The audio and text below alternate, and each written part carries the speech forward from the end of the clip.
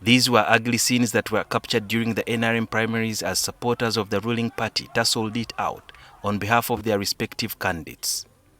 The primaries were intended to choose candidates who would contest for various electoral offices in next year's general elections. However, some critics say that such scenes are a precursor to what many people should expect in the 2026 polls, where the battle lines are always drawn, causing tension in various camps. However, the UPDF has come out to warn various camps that cause havoc during the polls. Major General Felix Kulayigye is the UPDF spokesperson. Is for both. Don't dare start violence because we shall deal with you mercilessly. That one I can't lie.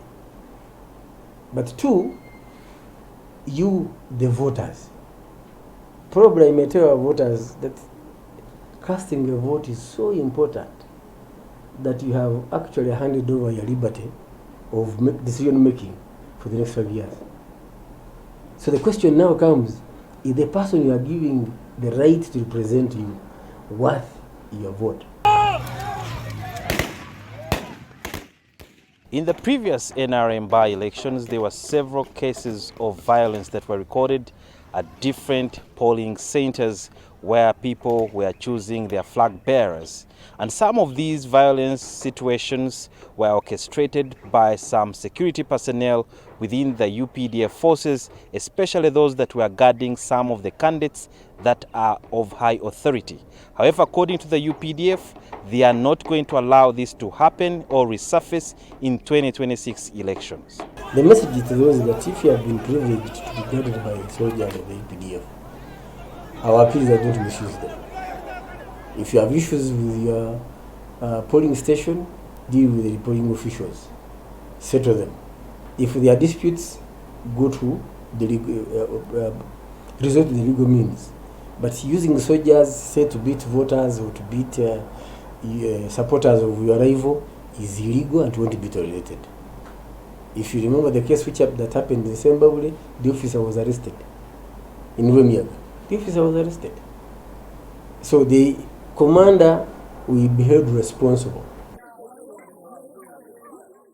During the polls, the Electoral Commission is mandated to deploy a police constable at every polling station. In Uganda's case, the polling stations outnumber the police officers. And yet you are hearing people who say, go and vote and protect your vote.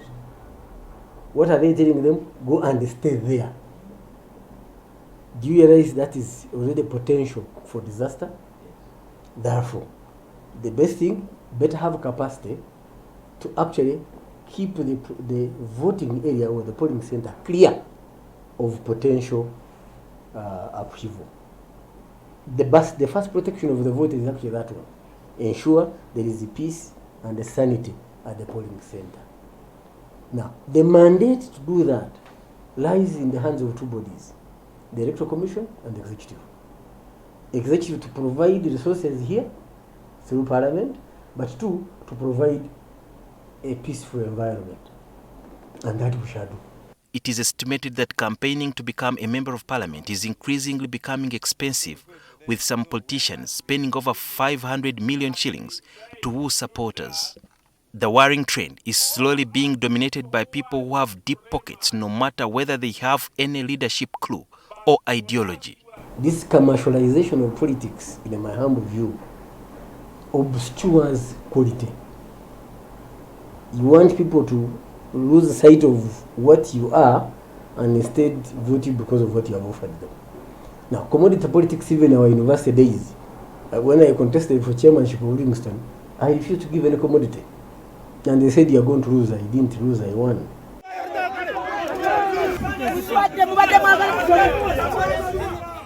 Sudhir, Byaruhanga, NTV.